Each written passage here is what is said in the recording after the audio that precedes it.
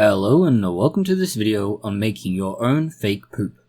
This might seem like a bizarre topic, but artificial feces are used in all kinds of research. It ranges from toilet design, sewage testing, fermentation chambers, biogas production, water contamination, and the list could go on.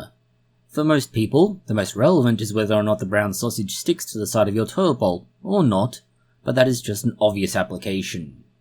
Most of the time, this sort of knowledge is not necessary for everyday purposes, and you wouldn't even need to access something like a reference feces sample, and yes, there is such a thing.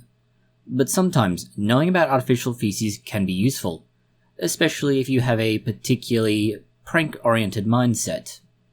The first recipe we have for you is a simple combination of pantry items. You'll need some sort of oil-rich spread like peanut butter, Nutella, or similar. You need a starch base like corn flour, but sugar can be used instead, or even regular flour in a pinch. You need food dye or some other thing to colour it. This could be anything from, say, cocoa or Vegemite, chocolate topping. There are many options available. Just understand that if you use a liquid, it will dilute it out further and make it more liquid rather than solid. Instead of using a colouring agent, you can substitute something like oatmeal. This will provide texture rather than colour. Finally, you will need to add some sort of oil. This is important for consistency as well as keeping its shape, as it's going to be very watery otherwise. Our experience with this particular example, it is somewhat similar to Play-Doh, but much thinner. It is, however, uncomfortably squishy, and that texture from the oat is just unpleasant. We would say it's like modelling clay, but modelling clay doesn't have these solid bits in it. As for consistency, well, it is just weird and awkward. It is a good substitute if you wish to horrify someone, and possibly make them throw up. Another example is an actual research example, and it uses cellulose, which we've substituted by using a paper base. You need yeast, peanut oil, salt, chalk, and water. It has a rough ratio of 1 part cellulose, 1 part yeast, 0.5 parts peanut oil, 4 parts water, 4 tablespoons of salt, and 1 tablespoon of chalk, although the exact ratios of the last two will vary somewhat. This is all combined, and it's stored until it forms a somewhat solid mass, as can be seen here. This was initially mixed in a bowl to make sure everything was mixed together. Then we added it to a Ziploc bag, a little more water. This allowed us to complete the process without making a mess of everything.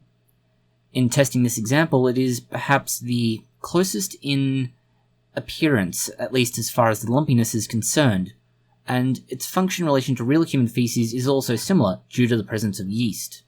That it might also be because it's used for testing NASA's toilets in space. It is noteworthy here that you could theoretically add colour to it and make it somewhat more realistic, but the current state it's in isn't solid enough to be considered, let's say, anything but a pathological sample of diarrhea. Finally, we have what is perhaps the simplest example, mashed potato. That is, mashed potato made from 10% potato and 90% water. The basic process is reasonably simple. Boil your potatoes until soft, drain and weigh the potato. Add the equivalent of roughly 9 times the water to this. Mash together.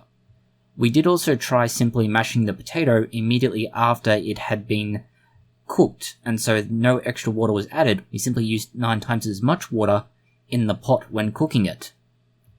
This was and is the easiest analog to make. It's somewhat also the worst in terms of realism.